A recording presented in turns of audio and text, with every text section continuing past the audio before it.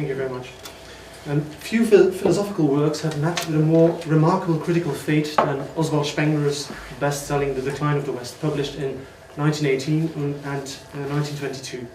Upon publication, Spengler's megalomaniac philosophy of history immediately became the subject or the object of a passionate public debate in which numerous prominent intellectuals participated, such as Ernst Bloch, Thomas Mann, Benedetto Croce, Robert Musil, and so forth. The so-called Streit Spengler was fought in newspaper and journal articles, collected volumes, as well as monographs, and the debate soon became a crucial reference point in intellectual debates of the interwar period. After the Second World War, however, Spengler's work soon disappeared, or rather seemed to disappear from the intellectual mainstream. Any thorough engagement with a work that had been so controversial and omnipresent before the war was preempted on grounds that were both ideological and methodological. So on the one hand, Spengler was dismissed as an intellectual precursor of National Socialism. On the other hand, his prognostic image or imagination of world history was depreciated as the product of a megalomaniac amateur drawing on far-fetched analogies and muddled concepts. Thus, Spengler's status was soon reduced to that of a philosophical curiosity in a post-war intellectual discourse, until his work made a remarkable critical return after 1989. But this critical rediscovery will not be the topic of today's talk. Today I will focus on the critical engagement with Spengler of the German Jewish dramatist and theatre critic Julius, who lived from 1880 until 1955. The theatre critic, who published innumerous journal articles and about 90 studies and biographies on theatre and theatre makers, and he was also the co-founder of the Kulturbund Deutscher Juden, which was a highly influential organization. So we can say that Julius definitely was a highly influential public intellectual in the first half of the 20th century. In contemporary literary and theatre studies, however, he seems to be almost completely forgotten. If his work is at all discussed, it is almost always in the context of German Jewish culture in the interwar period in Berlin, or in the context of the history of the Kulturbund Deutscher Juden. This is the cultural federation, the so-called Cultural Federation of German Jews, an organization which was founded by Jewish initiators in 1933 as a kind of self-help organization for Jewish artists and audiences excluded from the Nazified culture of the Third Reich. Good. As I was invited to this conference only 2 weeks ago, and as I'm not an expert in Messianic time at all, I must scale down your expectations, if you of course had any at all in the first place. The aim of my paper is to give you a critical paraphrase of Julius Barb's Spengler-Kritik, Goethe und der Aufgang des Abendlandes. So this performance is just a modest attempt to summarize this fairly idiosyncratic text, I think. Okay, in the first paragraph of this 30-page essay, Barb strategically tries to downplay the importance of Spengler's decline of the West for his argument. He states that a thorough discussion of Spengler's book is not within the scope of his essay, but that its programmatic title, Spengler's programmatic title, is of course undeniably linked with his essay. Although an explicit discussion with Spengler is limited to the first 4.5 pages, it is immediately clear that it is the aim of Barb's essay to construct and present a counter-program. I quote. Sorry for not having translated these German quotes. Vielmehr ist die Absicht, dem von ihm, Spengler, das heißt Spengler entworfenen Geschichtsbild, die Umrisszeichnung eines anderen entgegenzustellen. So, given the deep impact of Spengler's hit book on German intellectual psyche, Barb considers it as his task to relieve this nerval or even neurasthenic pressure, and for both scientific and moral reasons. Barb mentions the scientific and moral right, das heißt, das Recht to oppose Spengler. What he in fact invokes is a kind of duty, eine Pflicht, a duty to counteract Oswald, the great impostor. So, scientifically, Spengler's decline is, according to Barb, based on two main theorems or ideologies which are equally questionable. The first, Spengler's so-called doctrine of cultural cycles, the so-called Kulturkreislehre, is, according to Barb, not innovative or innovating at all. Numerous thinkers before him had conceived world history as a range of cultural systems, each of which follows a cycle of its own. Cycle of its own is, this is growing, flourishing, and decaying in fixed order or periodicity. However, Barb argues this theorem, this first questionable theorem, results in Spengler's case in a second one, which is to Barb both sensationally new, but above all, highly problematic. Barb targets here at Spengler's idea that the series of coordinates enables him, and only him, to determine and forecast the future. This autocratic stance is, according to Barb, a mockery of historiography. I quote Barb.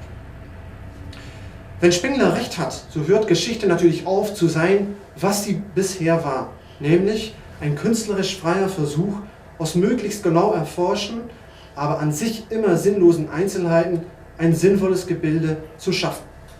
Sie wäre dann, das heißt Historiography, wäre dann eine exakte Wissenschaft und für ihre Betrachtungen könnte so gut wie für ein mathematisches Exempel nur ein Resultat das Richtige sein.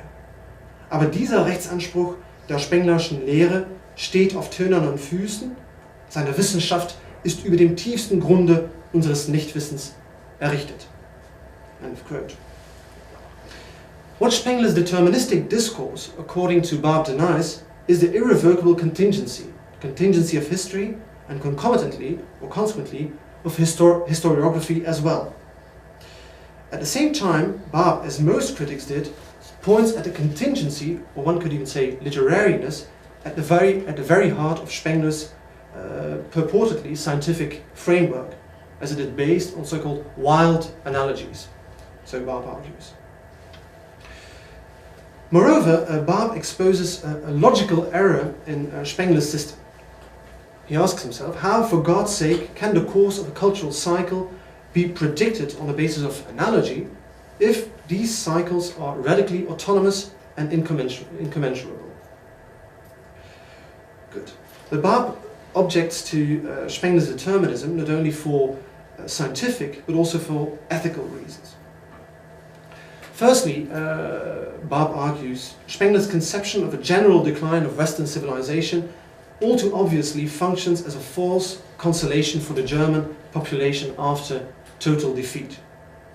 I quote, Spengler, he argues that Spengler's message seems to be the following: dies, also machen Sie sich keine Sorgen, dies ist nur ein Teil der Katastrophe, die uns alle, Sieger und Besiegte, erreichen wird, Ausrufezeichen. This seems to be Spengler's consoling message, Barb argues, falsely consoling. Secondly, Barb criticizes the attitude to its catastrophe which Spengler seems to propagate. Spengler's ideology of voluntary allegiance or total submittal is condensed in the following image that obsessively runs through Spengler's work. I quote from German edition of A Man and Technics. Our duty is to hold on to the lost position, without hope, without rescue, like that Roman soldier whose bones were found in front of a door in Pompeii, who during the eruption of Vesuvius died at his post because they forgot to relieve him. That is greatness, so Spengler argues. This allegedly aristocratic ideal of staunchly and blindly holding one's position is, according to Barb, not a symptom of greatness, but of weakness, Schwäche. I quote.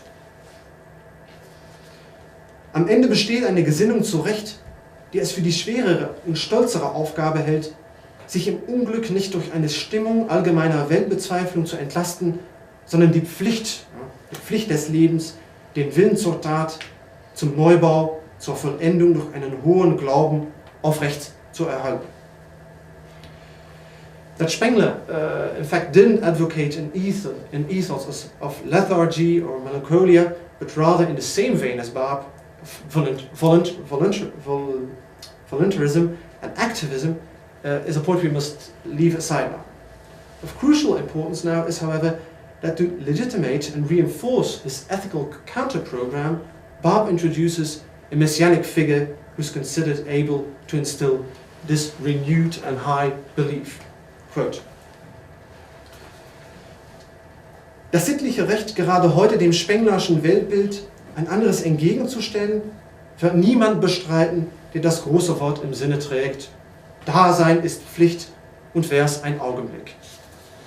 Well, this last quote, is one from Faust. The confidence booster of contemporary Western society is thus no less a person than Johann Wolfgang von Goethe. Precisely the ultimate reference figure whom Spengler owed everything to, as he put it in his foreword to the decline, well, precisely this figure, Goethe, is now being used against Spengler. The figure whose, quote, divine morphological gaze is at the basis of Spengler's decline of the West, is now being deployed by Barb to outline a rise of the West. In Barb's view, Goethe has assigned us the task of resolving the so-called core problem of Western history, dem Grundproblem, dem einen großen Grundproblem der abendländischen Geschichte. This is, according to Barb, the tension between its Greek-Roman and its so-called Oriental legacy of the West. From this perspective, Western history is characterized by an alternating or oscillating movement, a so-called Wechseltakt, between Griechentum on the one hand and Christianity on the other. Between Griechentum and Christianity, all their re-actualized forms of Renaissance on the one hand and Reformation on the other. What keeps history going, according to Barb, is the ongoing effort to even out this dichotomy between the worldly, mundane or rational on the one hand and the unworldly, spiritual or irrational on the other. Barb's long historical overview shows that this radical tension, this dichotomy, has, apart from some temporary or even illusory conciliations, remained totally unresolved, which brought Western society at the end of the 17th and the beginning of the 18th century on the brink of total decline. The tongue-in-cheek tone in which Barb alludes to Spengler's title here is clear. Wenn es jemals in der Geschichte nach Untergang des Abendlandes ausgesehen hat, so war das wohl am Ende des 17. zu Beginn des 18. Jahrhunderts. So, according to Barb, and we can even speak of a so-called decline of the West, there was a risk of decline at the beginning of the 18th century. In Barb's diagnosis, Europe was at the end of the 17th century completely riven by religious orthodoxy or fanaticism on the one hand, and the narrow-minded Enlightenment on the other. Or, as Barb describes Enlightenment, ein schwunglos dürrer, gefühlsarmer Wille zu einer nichts als vernünftigen Praxis, ein Realismus, dem die Weihe, die Würde, die Kraft eines höheren Antriebs gänzlich fehlte. Precisely at this moment of total paralysis, when the state of Europe and a fortiori of Germany is seen as hopelessly flawed beyond normal human powers of correction, well, there is, however, a messianic intervention. Quote, das Wunder der geistigen Errettung und Erneuerung des Abendlandes. This miraculous force able to unify both world powers, Weltmächte, world powers of rationalism on the one hand, irrationalism on the other. Well, this miraculous force able to unify is German classicism. And more particularly, its two leading figures, Kant on the one hand and Goethe on the other. They have, quote, den Grund gelegt für einen neuen Bau des Abendlandes. End of quote. Whereas Kant adumbrated the theoretical possibility of a synthesis between the rational and the irrational exactly by delineating them as autonomous spheres, Goethe actualized, according to Barb, this possibility, or rather, he lived it. He lived this possibility. Enforcing his argument with an overload of exclamation marks, Barb hails Goethe as a quasi-divine reconciler who opened up a new form of life, integrating the religious and the mundane. I quote, Goethe hat dem Abendland eine neue Möglichkeit des Daseins bewiesen, hat den Typus einer Existenz geschaffen, die die uralten Gegensätze der abendländischen Kultur aufhebt.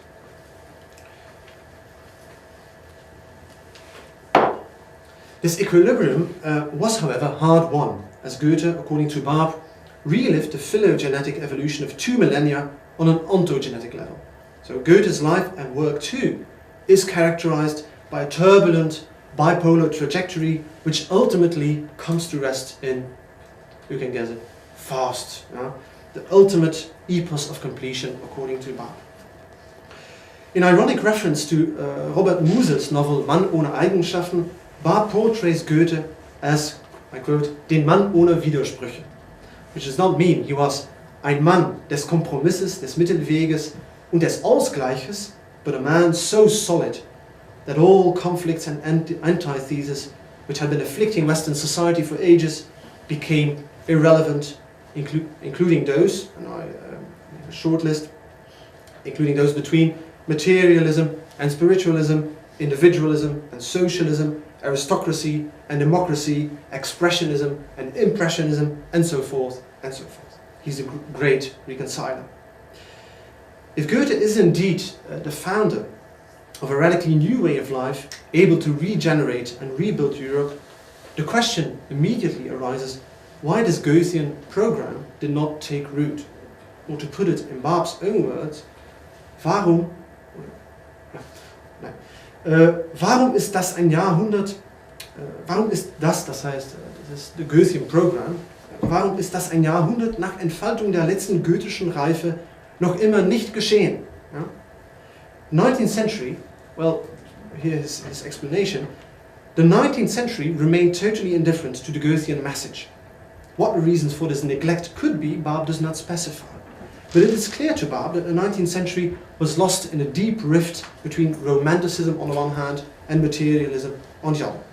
Western civilization was back to square one. Quote, wieder war der Geist machtlos, die Macht geistlos geworden. In der schrecklichen Weltkriegskatastrophe ist das Abendland in diesen Abgrund gestürzt.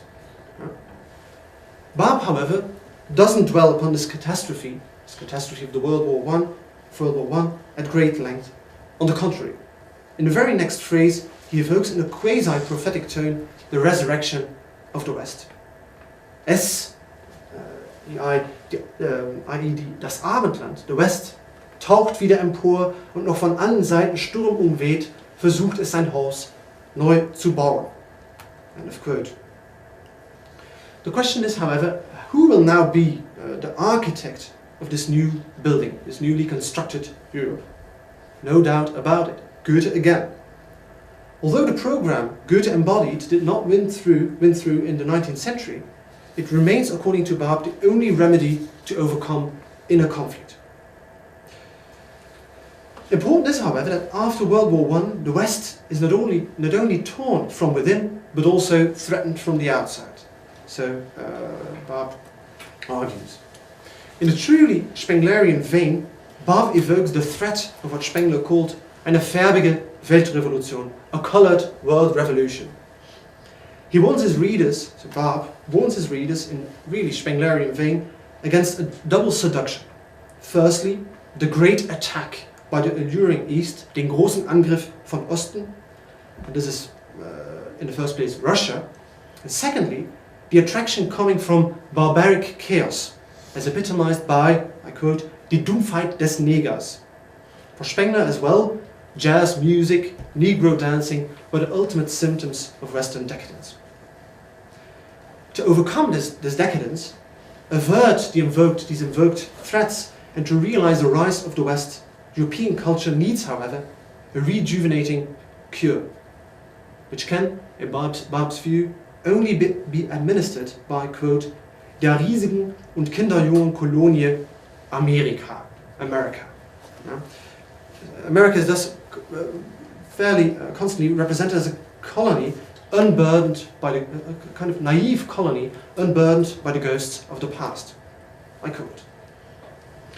Wie aus dem Hexenkessel Amerikas, dieser unreif brodelnden, aber auch vom Druck aller europäischen gespensterfreien Menschheit sich eine Lebenskraft formen will, sehr fähig und bereit, das goethische Werk aufzunehmen, das hat zum ersten Mal die Botschaft Walt Whitmans gezeigt. End of quote. It is thus Barb's hope that the United States, America, could inject Europe with life force, Lebenskraft, as Walt Whitman did with its literature, European literature, so that finally Europe and America together could carry on Goethe's legacy and bring it to full completion. This new solidarity, as he calls it, should result in the realization of what Barb calls, deliberately, ambiguously, das fromme Erdenwerk, or das göttliche Erdenwerk, which we could actually translate as the divine compost factory. Das Erdenwerk means compost factory, but of course, on a metaphorical level, it means our work on earth. It's a kind of combination, ambivalent combination between the biggest combination of the worldly and the unworldly. In the very last paragraph of Barb's essay, the rhetoric of Messianism comes to the fore. This last paragraph envisions the attainment of that what has been unattainable for thousands of years. It raises the hope of overcoming all worldly inhibitions and obstacles to attain a so-called great era. I quote.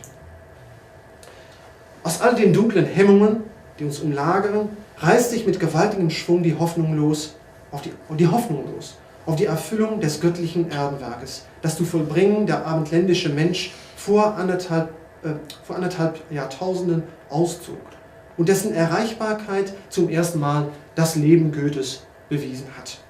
Noch, dann the last phrase of the essay, noch scheint dem wahren Aufgang des Abendlandes Ungeheures entgegenzustehen.